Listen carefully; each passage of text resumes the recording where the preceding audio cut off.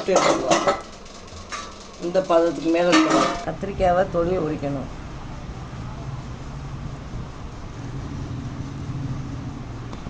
இந்த அளவுக்கு வச்சுக்கிடணும். இப்போ நல்லா மசிச்சுக்கிடணும். கரைச்சி ஊற்றிக்கிடணும். புளி தண்ணியை கரைச்சி ஊற்றிக்கிடணும்.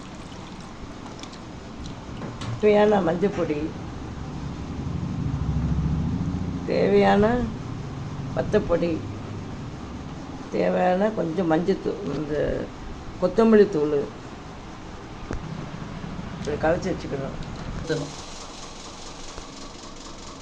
நல்லெண்ணெய், கடுகு,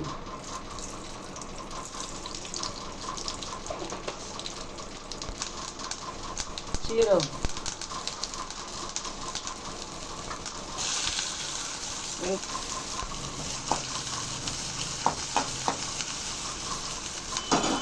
பச்சை மிளகாய், தேவையான உப்பு, கருவேப்பிலை, எப்படி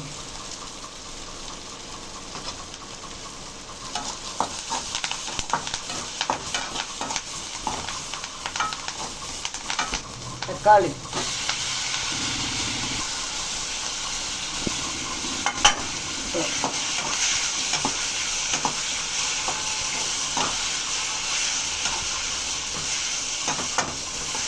பத்து வதக்கம்,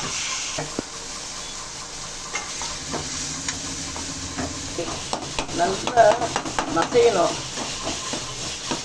புளி தண்ணி, வத்தப்பொடி, மஞ்சள் பொடி எல்லாம் சேர்த்துக்கணும்.